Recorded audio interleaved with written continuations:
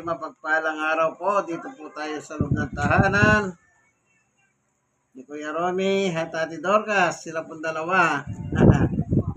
Yung Sabado, nagdadalaw po tayo, pumapasyal tayo upang mag-share ng mabuting balita sa Biblia.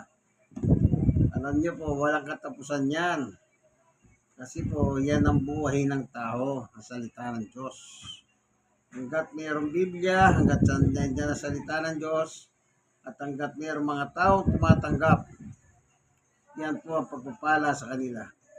The way of blessing, ika nga. Ano po? Yan ganyan. Ngayon, sa ating babasahin is about Christmas. Alam niyo po, 19 days to be Christmas. Maraming mga iba't ibang sari-saring pananaw about Christmas.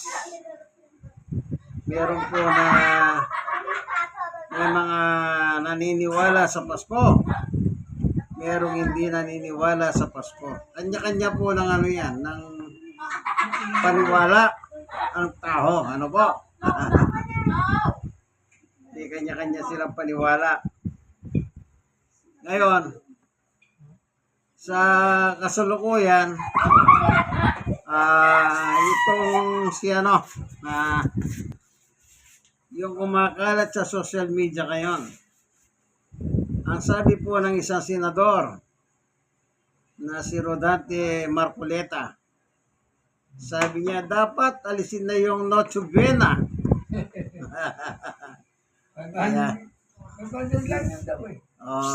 Panggastos lang daw yan. Meron naman sumagot, isa senador din, si Jaime Marcos. Sabi niya, dapat wala ng bono sa mga iglesia ni Cristo. Yan.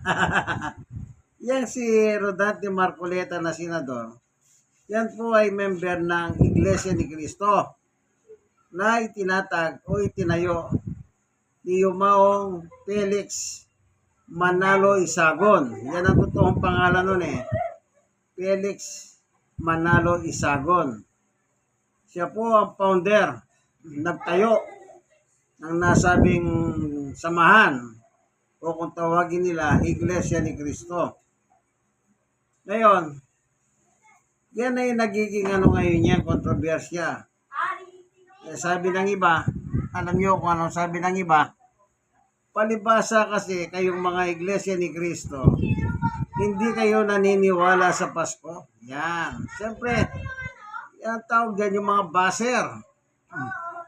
Kanya-kanya po na yan. So, nagiging diskusyon ngayon yan. O nga naman sabi nga ng naniniwala sa Pasko, kanya-kanya tayo ng yan. Yung Noche Buena, tradisyon na ng tao yan. O nga naman, mahirap pa ng buhay o mayaman, nasa inyo yan kung gusto nyo mag-Noche Buena sa ating gabi yan. O yung iba ginagawa nila yan sa ating gabi. Yung iba naman ginagawa yan alas 4. Yung araw, kinalaki ko yan, alas 4. Kumigising po kami ng alas 4 at nag-Noche Buena yung pamilya. Ngayon, wala naman po problema kung merong Noche Buena o merong bonus. Yung bonus, batas po yun. Kaya ibig sabihin, lahat ng empleyado ng gobyerno at pribadong sektor, lahat kailangan tatanggap ng bonus pagdating ng Pasko. Batas kasi yun Ngayon, yung Noche Buena, nasa inyo yan. Kaya nga yan ang ngayon. Pero hindi tayo doon, kaya natin pinasadaan yan. Ay bahagi ng Pasko yan. Ano po? Ang maganda sa Pasko, yung meron tayong tagapagligtas. Meron tagapagligtas na binigay ang Diyos para sa ating kaligtasan. Okay? O, pray muna tayo. Ayan muna natin ang Diyos ang papatnubay sa atin. Panginoon Diyos, sa aming Ama na makapangyarihan sa lahat. Minsan pa, samahan mo po kami sa aming pagbubulay ng mabuting balita. Buksan ang mga puso't kaisipan upang sa ganon mapakinabangan namin ang iyong salita. Salamat po sa ngalan ni Jesus. Amen. Yang Pasko, kung wala pong Pasko, walang tinatawag na Christ birth o kapanganakan ni Jesus. Kasi ibig sabihin ng Pasko, Christ birth. Ngayon, may Pasko, walang Pasko, nasa tao po yan. Ang mahalaga, yung merong kasaysayan. Ano yan? May pangyayari, may event na meron tayong tagapagligtas. Tandaan po natin, ang sabi ni Pablo, lahat po tayo ay makasalanan. Nang sinulat niya po itong talatang ito, iba po ang paggamit ni Pablo sa kanyang sarili. Ito po, basahin ko Sa unang Timoteo, ganito ang nakasulat. Anong sabi ni Apostol Pablo? Sa 16, ngunit ako ang pinakamasama. Pasya ninyo yung salita pinakamasama. Kumbaga may masama. Pero sabi ni Pablo, ako yung pinakamasama. O ibig sabihin, lahat ng tao masama. Si Pablo hindi lang masama, pinakamasama sa lahat ng masama. So lumalabas sa terminong ito na binasa natin, unang Timoteo chapter 1 verse 16, ako ang pinakamasama. Lahat tayo nagkasala. Bakit tayo nagkasala sa Diyos? Ito ang sabi naman ni Apostol Pablo. Sa Roma, may nakalagay po kasi dito Ang sabi niya, walang matwid kahit isa.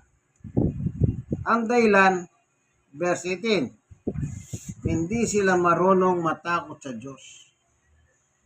Kapag pala yung tao hindi marunong matakot sa Diyos, anong sabi ni Pablo? Hindi ka matuwid sa Diyos. Kung lahat lang ng tao po may takot sa Diyos, ibig sabihin matuwid siya ng tao.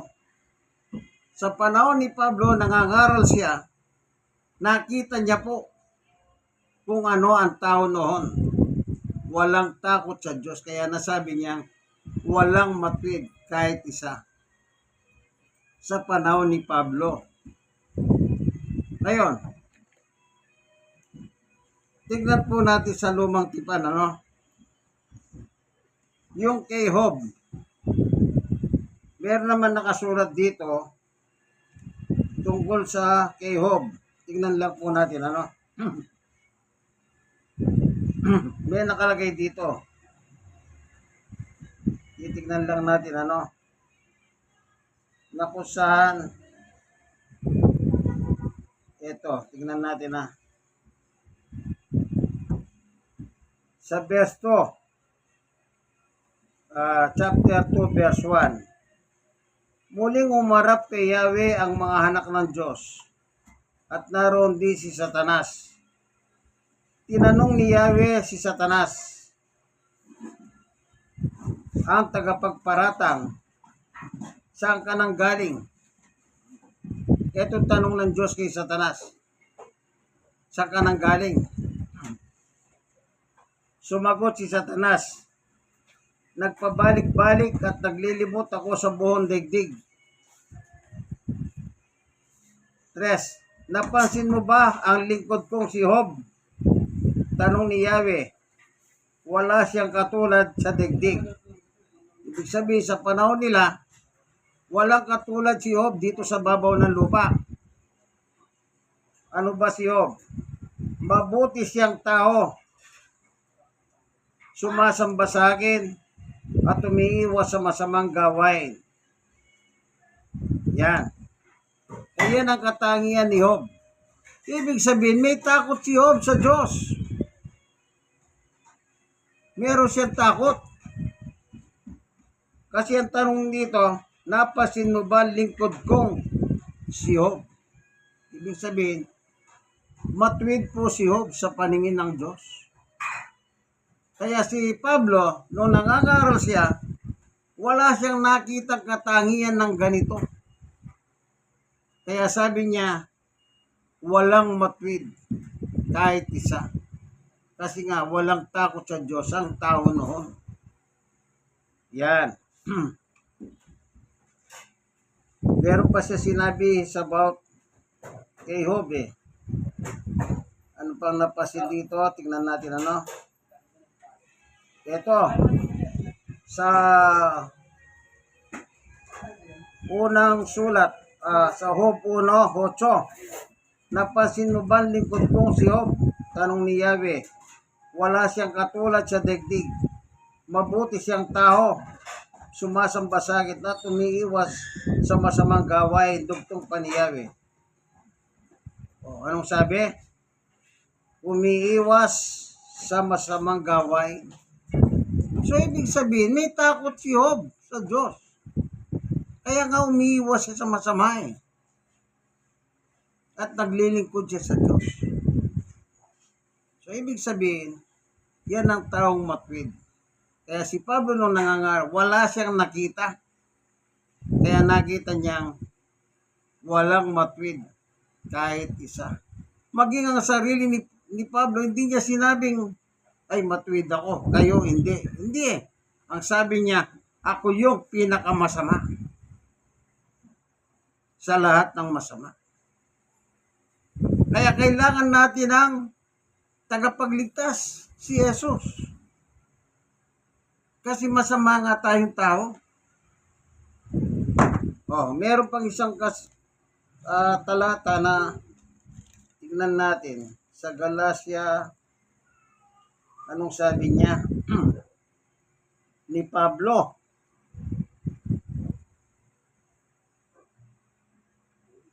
Anong nakalagay po rito? Tignan natin. Mayroong binanggit si Apostol Pablo sa kanyang panahon na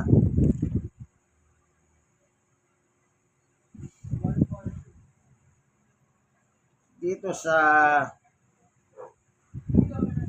Galacia 1. Anong sabi niya?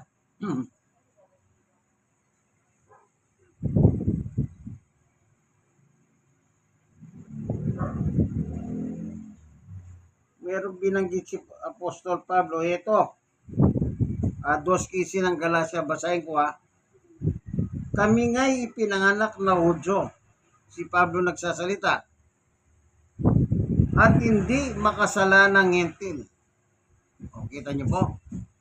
Yung mga hentil, makasalanan. Tayo po yun, Pilipino, hentil tayo. Si Pablo po, Hudyo siya. Bagamat Hudyo si Pablo, inahamin niya dahil sa kanyang reliyon. Ito Kaya sinabi niya, ako yung pinakamasama sa lahat ng masama kasi po dahil po sa reliyon niya. Dahil sa pagsunod niya sa kanyang reliyon, ay pinasama siya ng kanyang reliyon. Ang reliyon niya po ay Pariseo. Tapat siya. Hindi lang siya basta tapat sa kanyang reliyon. Yung mga Hudyo na mga saserdote, binigyan siya pahintulot pa upang hanapin at paslangin yung mga tagasunod ni Jesus sa kanyang panahon. Isipin niyo po yan. Ganon siya kasama. Kaya sabi niya, ako yung pinakamasama.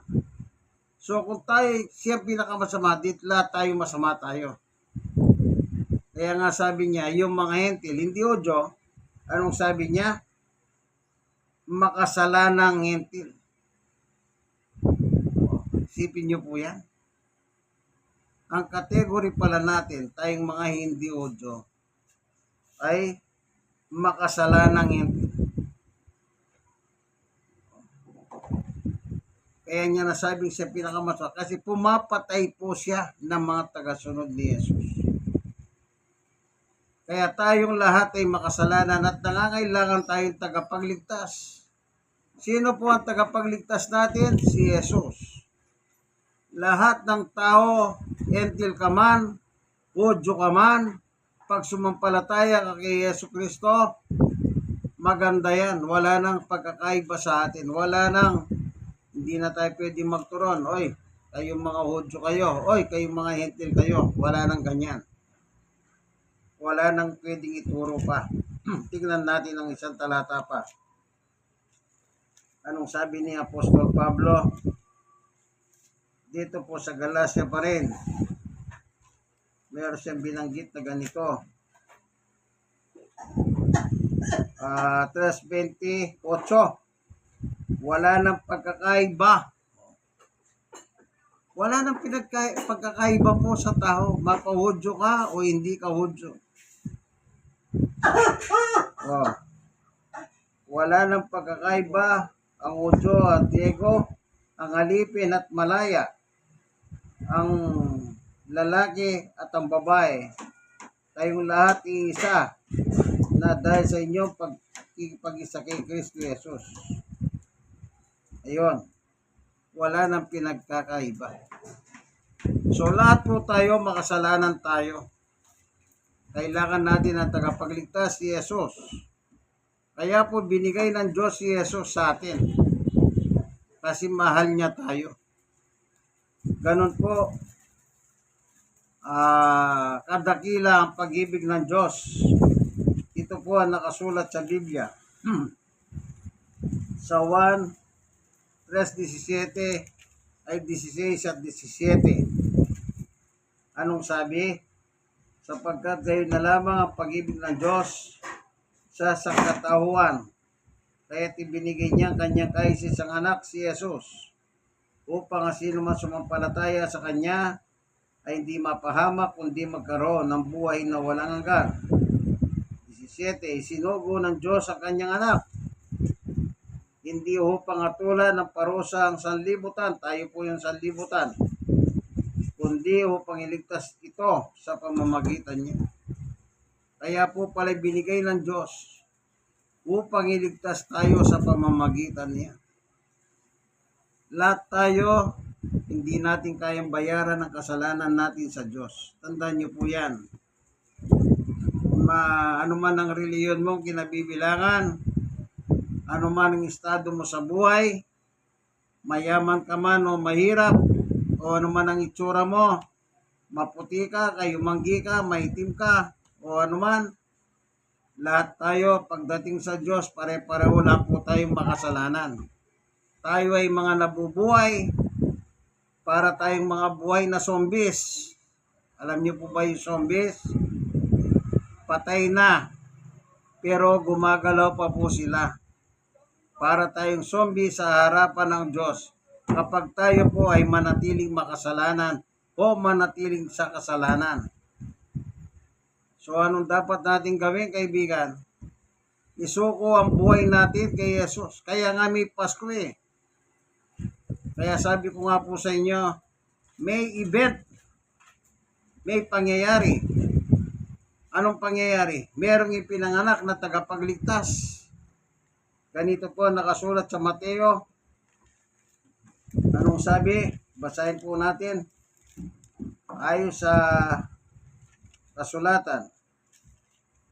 Chapter 1, verse 18. Ito ang naganap ng ipanganak si Yesu Kristo. Si Maria na kanyang ina ay nakatakda ng magpakasal. Ngunit bago sila makasal, nagdadalang taon na si Maria sa pamamagitan ng kapangyarihan ng Espiritu Santo.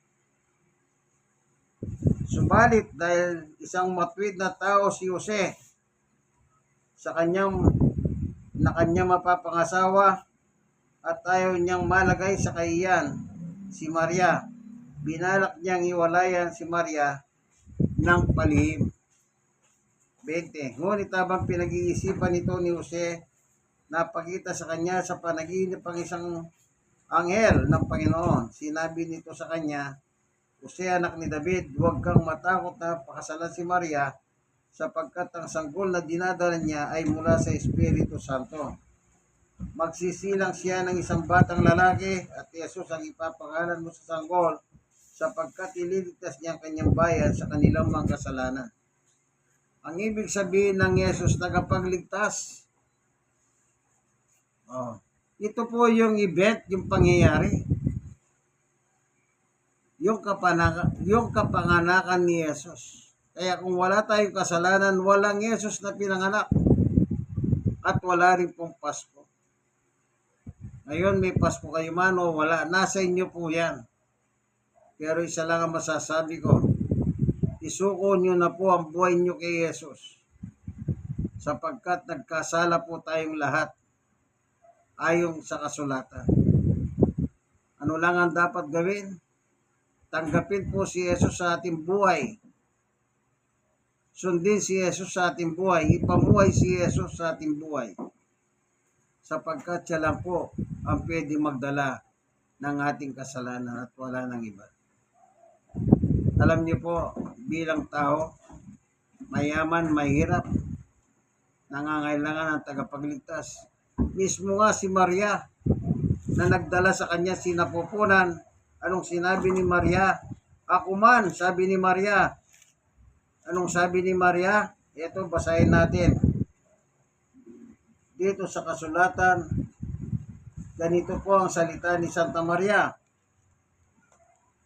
Sa Lucas 1:46, at sinabi ni Maria, ang puso ko'y nagpupuri sa Panginoon at aking espiritu'y nagagalak sa Diyos na aking tagapagligtas. Kita niyo po, nagagalak din si Maria sa Panginoon Diyos na kanyang tagapagligtas. Sinong kanyang tagapagligtas? Yung mismong dinadala niya sa kanyang sinapupunan, ang Panginoong Yesus.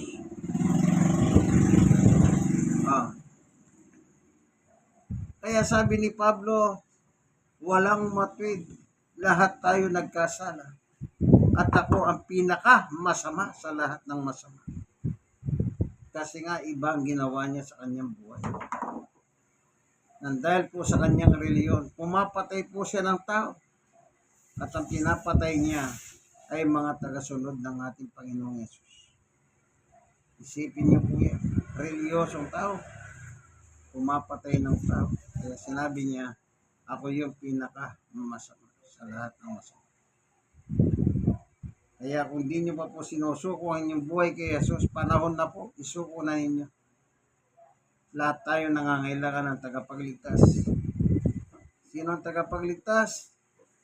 Si Jesus. Kaya nga meron, in Christ alone.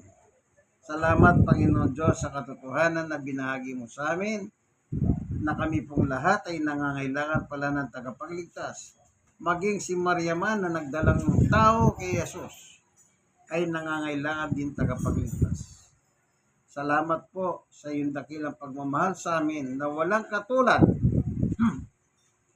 Ibinigay mo ang iyong bugtong na anak, siyang maghirap, nagdusa at namatay sa ibabaw ng krus upang matubos ang aming mga kasalanan.